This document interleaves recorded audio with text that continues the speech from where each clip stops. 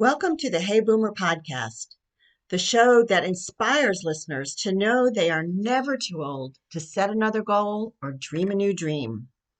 Each week, we have extraordinary guests, thought leaders, and active, engaged people who share their insights with us.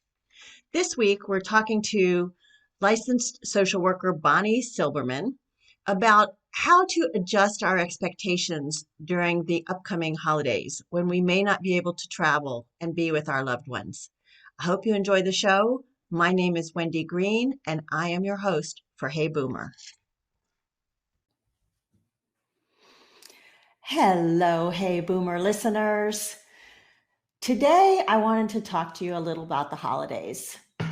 So Thanksgiving has always been my holiday, full of tradition, starting with watching the Macy's Thanksgiving Day Parade with my father. And then, as I was a parent with my kids, that was always the kickoff to the holiday. And then last year, I had 16 people at my house for Thanksgiving. To me, that's a lot. Maybe to some of you, that's not. But it was my kids, my mother, her husband, my sister, my brother, their family. So it was a great celebration. I always make the turkey and the sweet potato casserole. My daughter makes the most audacious mashed potatoes. They are so creamy. My daughter-in-law always makes amazing desserts. And then everybody chips in. And it's such a wonderful family holiday.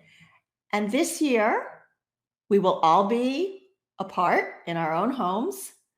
And we will meet over Zoom for a short get-together to share what we're grateful for.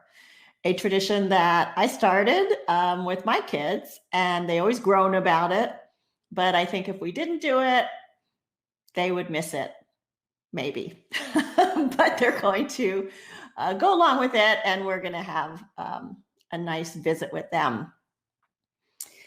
And also, back in January, my son moved to Nashville with his family, and I have yet to be out there to see their home, to see their neighborhood, where the kids are playing, going to school, any of that.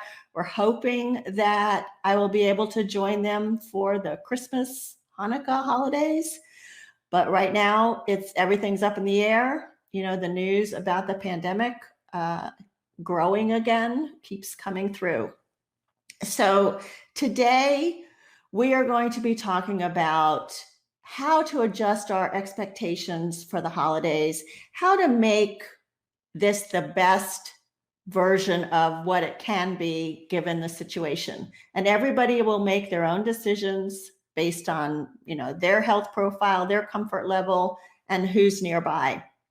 But I think this is going to be a really important discussion with Bonnie Silberman, and I will bring her on in just a moment. Hi, Rob. Oh, the plans for the Hey Boomer New Year's Eve virtual celebration are ready to go. Very excited about this. So I will be emailing out the invitation to the virtual New Year's Eve party this afternoon, hopefully. And we have a theme. So the theme is Shake It Off. So we're going to shake off 2020 and welcome in 2021, hopefully as a much better year. What you're going to get when you register for the party, we're going to do a wine tasting, first of all. So how awesome is that to have a wine tasting for a New Year's Eve party? And you're going to get 4 sampler-sized bottles or cartons of wine to have with your tasting. You're going to get a Hey Boomer mug. You're going to get a tasting menu. All of this will be delivered to you along with the Zoom link for you to join in. It's going to be fun and a wonderful celebration and a way of really coming together as a community, because we all need that right now to be together. So that's December 31st at 8 p.m. And I look forward to seeing as many of you there as possible. Did you see that we made the top 15 list in the podcast world for baby boom podcasts? That's so exciting. I mean, we haven't even been in existence for a year, and we made the top 15 list. You can find our podcast on Spotify, on Apple Podcasts, on Google Podcasts, on most of the other podcasts that you channels that you might get. So go ahead and like us on there, subscribe to us on there. It's only going to help us grow even more and participate. So hi, Doris. Hi, Patty. Good to see you all. Thank you for being on the call. And with that, oh, and Lisa. Hi, Lisa. With that, I'm going to bring Miss Bonnie on. Hi, Bonnie. Hi, Wendy. How are you? So good to see you. Nice. I'm good, thanks. Thank you Hi, Elizabeth. thank you for inviting me. And that New Year's Eve party sounds fun. I know, you guys need to join us. I love that idea. We will. I know, a wine tasting, right? Yeah. And you're getting the wine. And you don't have to drive anywhere. No. So you can drink all that wine. Sit around, drink your wine, have the tasting. Right. Yeah. So let me do a brief introduction of you, Bonnie, to our group, although I think a lot of people already know you and they're already saying they're happy to see you. Oh, hello, whoever you are. So Bonnie Noble Silberman is a licensed master level social worker and an advanced professional member of the Aging Life Care Association. She's the owner of Geriatric Resource Services, which is a private aging life care practice providing elder care consultation to families and older adults. Bonnie is a current member for Greenville Area Parkinson's Society. She's a volunteer with the South Carolina Alzheimer's Association and a member of the Greenville Professional Women's Forum. She also has worked with my mother on Alzheimer's support groups, and they have become good friends as well. Love my June. Bonnie is a Michigan native, graduating with both her master's and bachelor's degree in social work from Wayne State University. She has experience working with families and persons with developmental disabilities and has worked in health, aging, and wellness with an emphasis on older adults in the upstate since 1992. So we're glad to have you in Greenville, Bonnie. Wow. Yeah. 27 years we've been here. That's a long time. What brought you guys here in the first place? I always say it was a leap of faith. You know, it was like my sister and her family had moved here, and we were in Santa Barbara, California, and had our second child, who is now 28. So that's how I know I've been here 27 years, because she was a year old.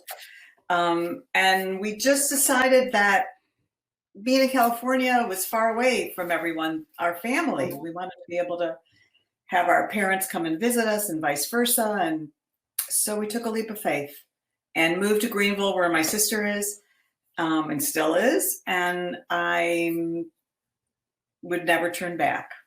It's a great place. I didn't know that at first. Yeah. Totally transparent. I didn't know it at first, but it's very true. I love Greenville. Love it. Oh, we love having you here. So thanks. So in 1992, when you started working here with older adults, what was the draw to working with older adults as a population? Well, you know, like you said in my description, I've worked with families and older adults, but I've always loved working with families, and you know, that consists of all ages. But when I moved here, I worked at St. Francis Hospital on their subacute floor. And that was sort of a transitional care unit for individuals who were, you know, had a hip replacement or knee surgery, and they were doing rehab there in the hospital. And it's actually there where I met Sally Gold, who started the practice that I now have. And she's the one who really inspired me. Little did I know then that I would have bought her practice. I mean, I still can't believe it, but that's pretty much where it started here. It was Sally, the introduction to the field through Sally, and then finding myself just drawn to the population. We're all aging. So I like to, when I started out in social work, I worked in an agency for developmentally disabled, and I was doing a lot with young families. I was younger. And then I had children, and I liked working with the younger, Mm-hmm. So as I age, I like to just continue that path. And I'm with you on that. I mean, that's kind of how my career trajectory has gone as well. Yeah. So, yeah. And when it's right, like you said, you knew it was right at this point. So I knew it was right. There was no question. Yeah. I knew it was right. So talk about the holidays. My mother always said to me, Wendy, expectations will get you into trouble. And as I think about, expectations of the holiday, right? There's the smells, and there's the noise, and there's the decorations and the festivities and all of that. So it's going to look different this year for many of us. And how would you advise us to kind of tamper our expectations or reframe our expectations around the holidays? Isn't that the $1 million question that every talk show host is talking about, what every commercial is talking about? Even I just happened to look at an Instagram. I love Ina Garten, speaking of traditions, because I always made her one of her stuffing recipes. And she said she's preparing things for a micro Thanksgiving. I really love that. I like that too. Yeah, a micro Thanksgiving. But, expectations, even in a non-COVID world, can cause such anxiety, right? I mean, I know, like you, I always had Thanksgiving at my house. I love to have the holiday. I like to make the turkey. I like to make most of the sides. I like to be as much anxiety as it causes me, and in anticipation of everything, I want to do it. We're not doing it this year. It's just going to be my husband and I. And so how have I reframed this? Well, I was thinking a lot about these questions that, thank you for giving them to me ahead of time, even though I do know them off the top of my head. But as I was thinking more about it, in the beginning of this health crisis that the world is facing, a colleague of mine posted something on her LinkedIn page, which I've shared with many people, and that is this mantra of accept, adapt, advance. I thought that was perfect for what we were dealing with, because there's a huge change, and of course you can apply it to anything. So let's apply it to now that we're in this 8 months now. How do we apply this concept of accepting where we're at, making adaptations or reframing it, whether it's a virtual Thanksgiving or having a few people outside in the garage, or however one chooses to do it, and then advancing, moving forward, going ahead with those. The traditions can remain the same. They're just taking on a different process. You're getting there a little differently. So one of the things that I heard actually said was, if one of your traditions is preparing a meal with somebody, like really sharing in the cooking, well, you can do that over Zoom. Schedule a time to start cutting up the vegetables or putting the pie in the oven, so that you are experiencing that tradition together, albeit not touching that person. You're doing it together. So it's just, you have to think about, how am I going to adapt to this change? And how do I want to come out of it? Want to focus on the positive, get rid of the negatives, and kind of relax and accept, because expectations will get you into trouble. Your mother's right. My mother's so wise. I know. Yes. And, as I think about this, accept, adapt, and advance, I mean, this is just this year. This Yeah. doesn't mean that next year we're not going to be able to get together again. So let's just get through this year. And like you said, Bonnie, I mean, think about the traditions that are important to you and how you can figure out how to share them in a different sort of a way. Right. When one of the silver linings of all of this is my extended family lives all over the country. And so we don't get together on major holidays, only some of us, immediate family. But one of the silver linings is my brother, who lives in Michigan, has brought us all together, during birthdays and where we never would have seen each other and celebrated. So I was talking to him the other day and I said, in anticipation of this talk, I said, David, you did such a good job of bringing us all together for birthdays and other holidays that we've experienced over the past 8 months. So how about you do it again for Thanksgiving? And let's just have a toast. Nice. So he's gonna schedule that. And then our girls, we have 2 daughters and their significant others. And we've agreed, and one's on the West Coast and one's on the East Coast. So we're gonna schedule a time to just have a toast together, not, spend hours on a meal together. There's a lot of virtual fatigue going on and we have to honor that, so let's just see each other for a little bit, share a couple of things. And like you, we have the same tradition of what are we grateful for, and being able to say that and give air hugs to one another. Yeah. But I want to talk to you about feelings because personally, I've been in therapy before. I have studied as a life coach, and I understand that, when we try to push down our feelings of sadness or loss or whatever, we may be able to do that for a little while, but they stay there and fester. And so can you give us some tips on healthy ways to deal with those feelings now, even though we are looking for the silver linings, but still there is that sense of loss of being with everybody? Yeah, there's a lot of sadness.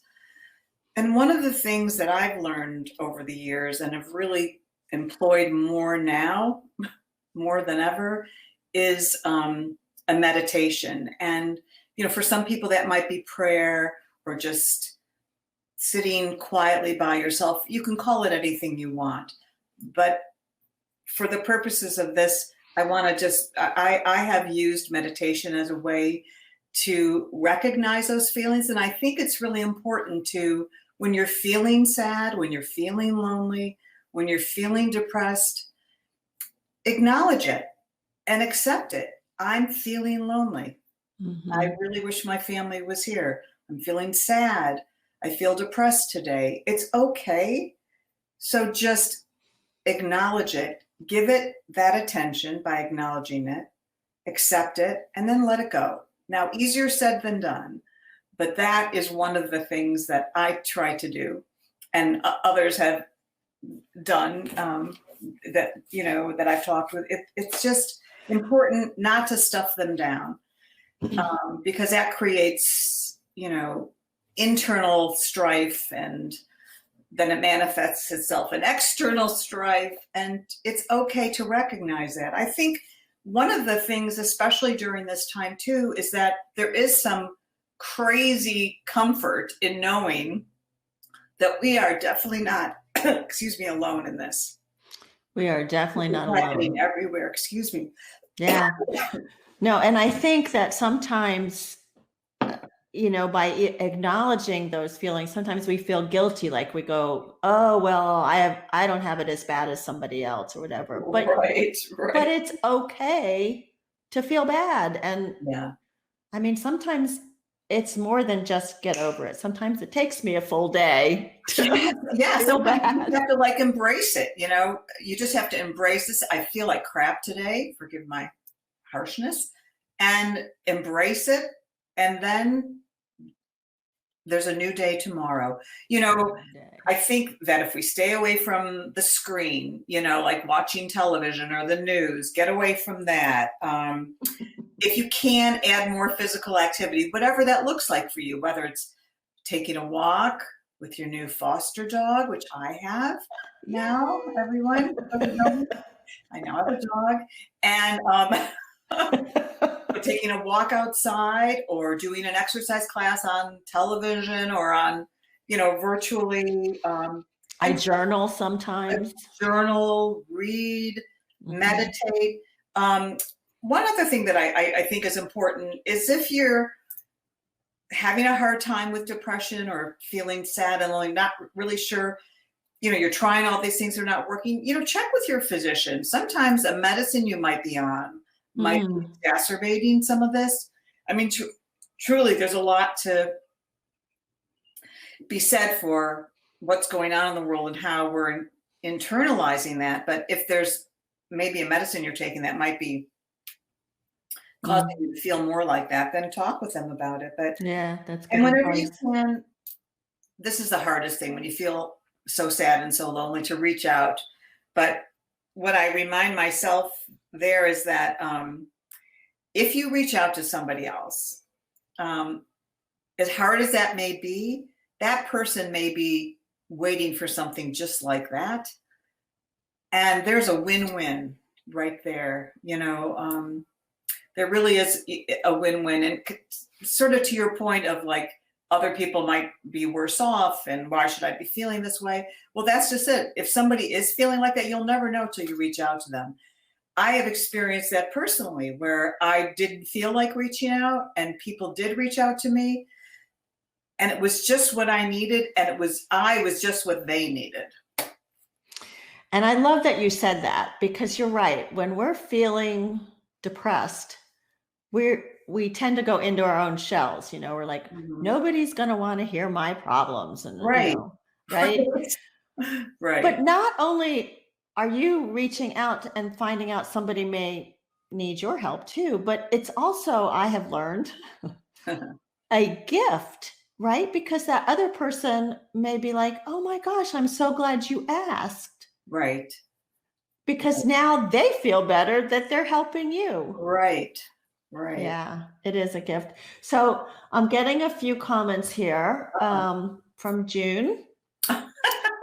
And she says, when you feel overwhelmed, you can take a few moments to recognize that and then let yourself sit and take a few deep, slow breaths. So I think that's really helpful.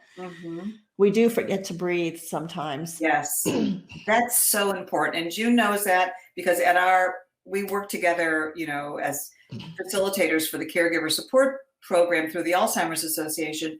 And we closed every meeting with taking those deep breaths. And it does, I mean, there is just a sense of comfort and relaxation. And people have, you know, said you feel that if your heart was pounding a lot, it's mellowed out and you feel much more relaxed. So yeah, breathing is important. Okay, okay, so this is from Linda. She says, a thought for today. It's a challenging time for us all right now. Sending thoughts to those having a difficult day today, and hope you have your own piglet to sit beside you, like Pooh, Winnie the Pooh. Yeah. So today was a difficult day, said Pooh. There was a pause. Do you want to talk about it? Asked Piglet. No, said Pooh after a bit. No, I don't think I do. That's okay, said Piglet. And he came and sat beside his friend. What are you doing? Asked Pooh. Nothing really, said Piglet. Only I know what, and it ends, I know what a difficult day can feel like. I guess this is kind of what it said. So just being there, you don't even have to say something sometimes. Yeah. Yeah, I've seen that before. I've seen that really sweet characterization of Pooh and Piglet. Yeah. I love Poo. Yeah. Yeah. So we talked about the coping strategy that I'm using, where I'm going to do the Zoom call with my kids. You're Mhm. going to do the Zoom call. I'm also going to cook something because I Oh, love the smells yeah. of Yeah. Thanksgiving. But I wonder if you have thought about some other ways that people can strategize a coping strategy to deal with some of the non-traditions that we're having this Yeah. season. Well, I think one thing to ask yourself is, when things have been tough before, and we all know we've had tough times before, what's worked? What's helped you? Kind of go back to some of those things that, or resources that you recognize helped you during that time, and go back. I know, for some people, volunteering, Mhm. whether it's delivering Meals on Wheels, or going to a soup kitchen, or making calls to people that are homebound, not by choice. Um, Reaching out to others can help. But Mhm. but again, it's so personal. I think it does take, and maybe that's a prayer or a meditation, or that time when you sit quietly and take some breaths to just think about the things that have worked for you in the past, because you've made it through. We've made it through. We've gotten through it before. We can't forget that. As hard as this is, there will be a tomorrow. The sun will come out, Annie, right? I know. It's funny because you think, like, you see all these movies about the holidays, right? And it's like, oh, the family's arguing, all this disagreement, and that happens with every family. You always Yeah. have some stress about everybody coming together. So I think if we can think about what is the joy, is it the smells? Is Yeah. it the decorations? Is it the silly going around the table and saying what I'm grateful for? Right. And the 8-year-old says, I'm grateful for shopping malls. And you're like, Yeah. okay. Right. Well, even for Halloween, we didn't have any children in our neighborhood this year, but I always put out my pumpkins and my lanterns that have pumpkin faces on them, and I lit those candles in there, and I still wanted to feel the holiday. Yeah. And Yeah. this Thanksgiving, I'm definitely going to, I'm not cooking. I am getting from a local person, but Yeah, you said that. yeah, but I am going to do mulling spices because Oh, that to me smells like holidays, right? smells And I so hope good. even if it's warm, I'm going to light a fire in the fireplace. And And when you were talking silver linings, I thought, oh, maybe one of the silver linings is there's not as many leftovers, so you lose a little weight. Well, or you don't put on the holiday 5.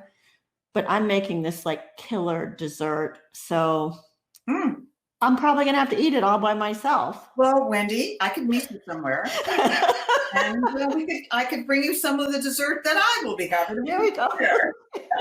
I know. We don't want anything to go to waste. Nothing to No, go to waste. I know, right? You're required to eat it, so. Right, exactly. Yeah. Yeah. It's different. I mean, the holidays are so important in our culture. They're just so very important, no matter what religion you are, no matter what your background is. It's the sense of being with family and friends, in a group. Mhm. Is really important to so many of us. And we can still be with the group. Mhm. It's going to look different. And to your point again earlier, excuse me, it's just for now. It's just now. It's not Just for now. forever. Right. I always used to say to myself, this too shall pass. This Right. too shall pass.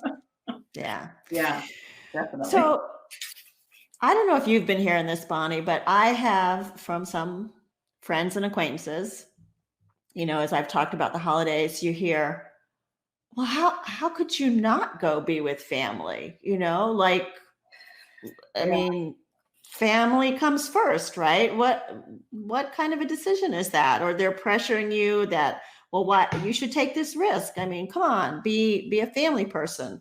And so you're getting this pressure from people. And, I mean, you can just close your mind to it, but how do people deal with, how would you deal with that? Well, I have been dealing with it because people are bringing it up to me. And,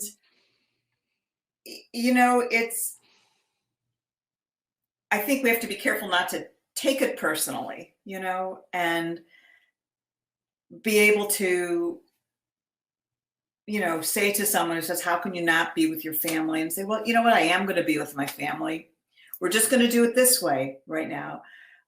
Or, my cousin is has an autoimmune disease, or my husband has heart disease. And it's really important for us to stay isolated physically, but not socially. And I say that a lot. It's not a social isolation.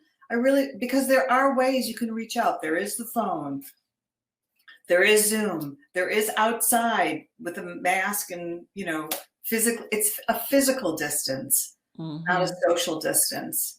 I think it's important to remember that. And if, you are your own judge of how what you decide is right for you. It's what your comfort level is. It's what your health situation is. And if you're easily influenced by your peers or family, then this is the time to kind of rethink that and know that do what's right for you. And you'll know because you've made the decision. And, it's hard not, I don't know, are we born with a sense of guilt? I mean, how does that happen?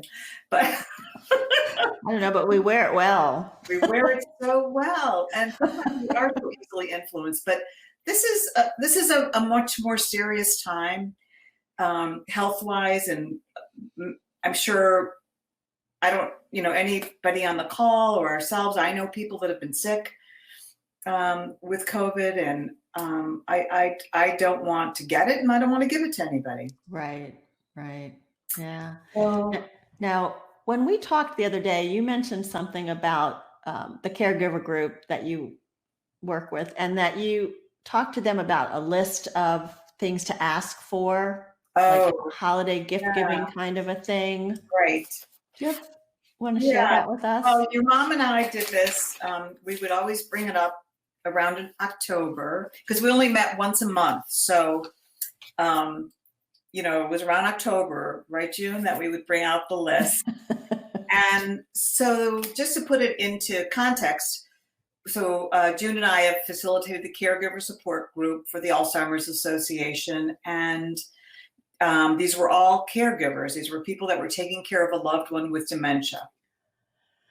So there's always the question of like, what do you get somebody well, I have a couple things to talk about in terms of what do you do in terms of a gift for someone who might, be unwell and so forth. But I think this was really important for caregivers.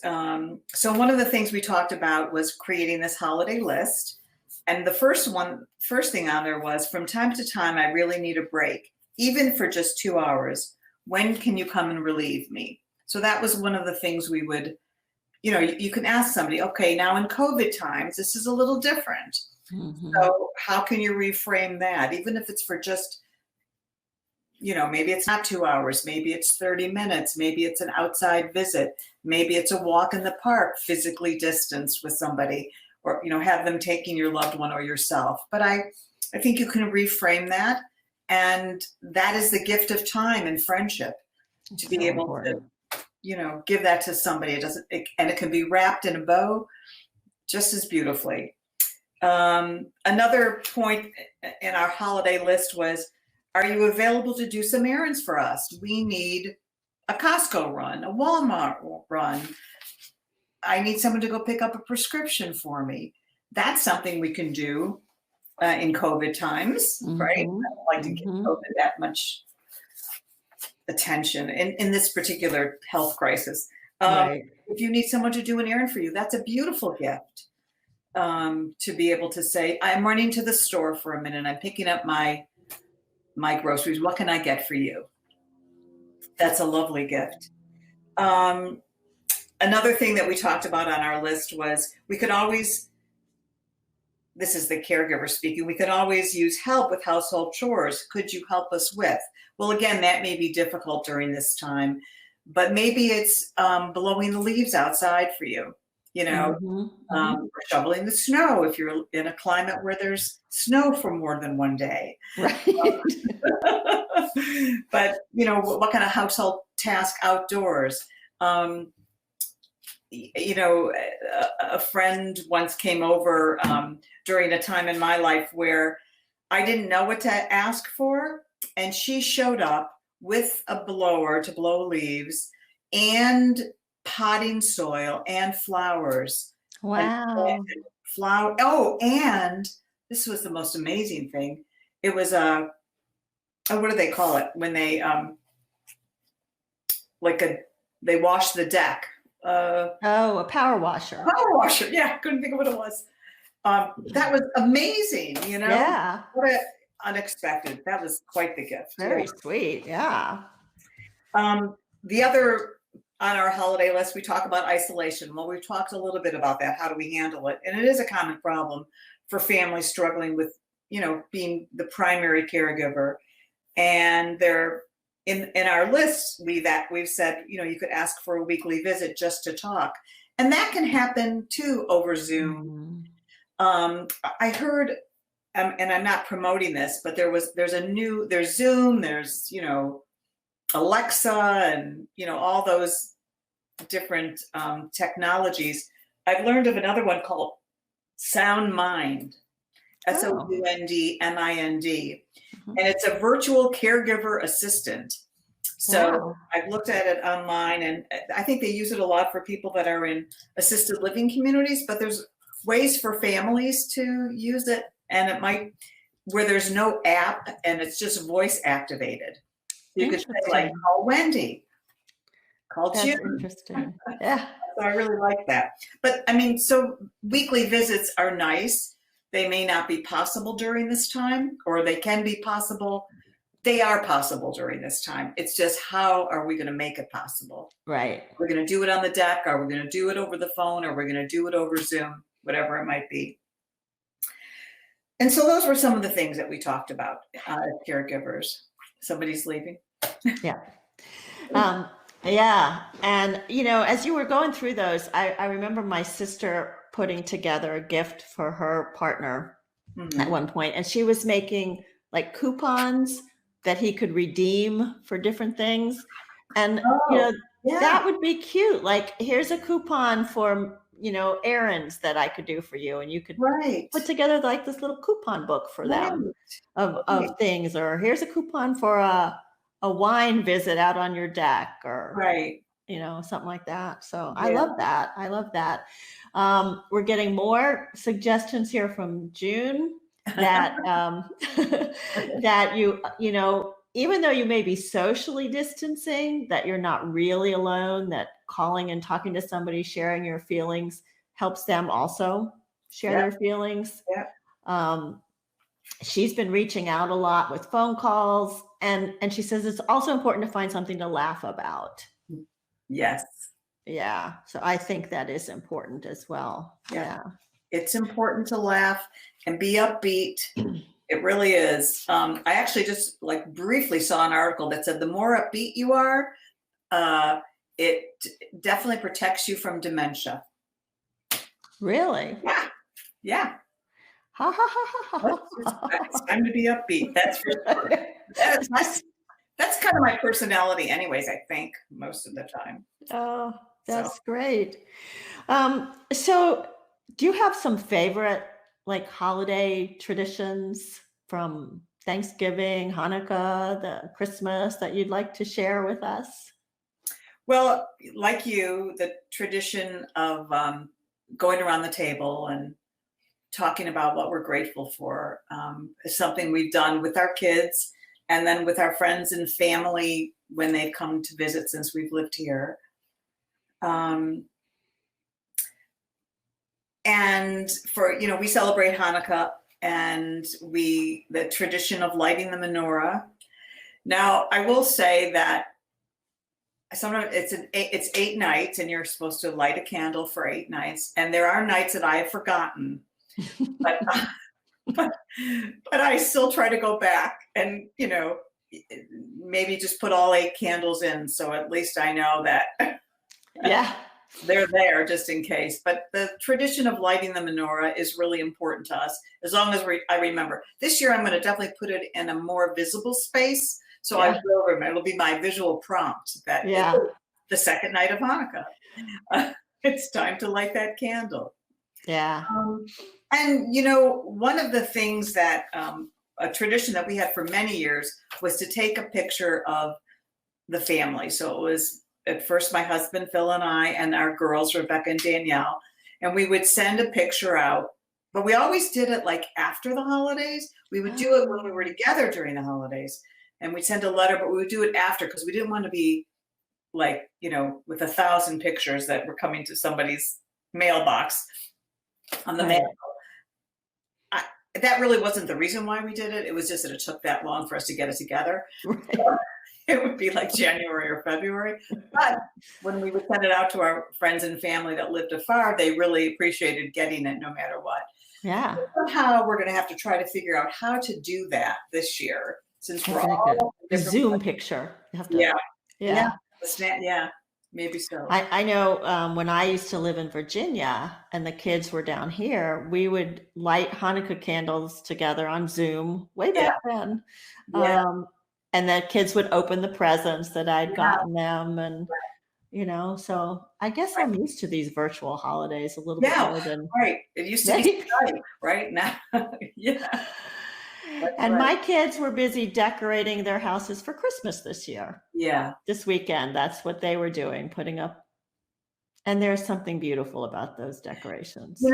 I'm glad you brought that up, because I love decorations for the holidays. I love Christmas decorations especially. And I was walking through the neighborhood, noticed there were 3 homes that had their holiday decorations up already. And that brought me joy, just looking at that. So, it's all where everyone is keeping their traditions and the things that make them happy. Or I don't want to say everyone, but at least, if you're walking through the neighborhood and you're seeing that happening, you're seeing that people are still maintaining those traditions that are important to them. Right. And I put out my things for Thanksgiving. You did your Halloween things, and I hope that all of you listening today are inspired, even if you're alone. Like it will be me and my cat for Thanksgiving, but I'm still looking forward to having that Zoom time with the kids. Yep. I'm looking forward to cooking my little turkey breast and making my killer dessert that I'll have to share with you, Bonnie. Totally want that. I know. It's going to be so good. Yeah. So if anybody has any questions or anything that they want to follow up with you on, I'm putting your website on the screen now. Okay. So you can reach out to Bonnie through her website at geriatricresourceservices.com. Yeah. And, she's there for families and adults who are aging, and any kinds of questions that you might have. Bonnie is a great resource. Oh, thank you. We've got a lot of good information on the website. So even if you don't want to talk to us, hopefully you'll find something there that may help guide you to what you're looking for. Okay, great. Thanks. So let me tell you about our show for next week. Let's hear it. So have you ever thought about your family history and how much do your kids really know about your parents or where they came from or anything like that? Yeah. Well, I remember some stories that I've heard from my grandparents, but I don't think my kids ever heard them talk about their life before they were parents. And my guest next week, her name is Naomi Grossman. She's from Boston. She now lives in Israel, and she put together something called Life Journey, where it's an online program where you get prompts to tell the life story, starting all the way back with your grandparents. Wow. And then it prompts you as you go through. There's 6 different chapters. You can add pictures, and then you can publish a book at the end that you now have for your kids as a legacy item. I love that. I know. And I'm almost done with mine. I have one more chapter to go. Oh, wow. I know. And it really makes you think, a lot of stuff to think about. So I'm looking forward to that discussion for next week and how she got to that. Put that on my calendar. Yeah, that'll be a good one. And she is so sincere about this work she's doing. So it's really cool. Bonnie, thank you so much for your time today. I really thank you. It was just like a conversation. Physically distanced, but socially distanced. Yeah. Thank you for inviting me. I really appreciate it. I'm honored. Oh, my pleasure. I appreciate you being here. Happy Thanksgiving. Yeah, you too. Happy Hanukkah. We'll see each other. New Year. No, not yet. You beat at New Year's party. Yeah, definitely. New Year's party. Also, if you want to get on the email list for the New Year's invitation, you can go to my website. Let me put that up here. That's my email address. Okay, so you can email me at wendy@heyboomer.biz and tell me you want me to add you to the email list, and I'll make sure you get the invitation for the New Year's Eve party. Okay. So I always like to end my conversations with a quote from C.S. Lewis, where he says, "You are never too old to set another goal or to dream a new dream." Love it. Isn't that good? Yeah. So thank you all for joining us today. I so appreciate all of you. I am grateful for this show, grateful for this community, and come back next week to hear about the life journeys. Perfect. My name is Wendy Green, and this has been Hey Boomer.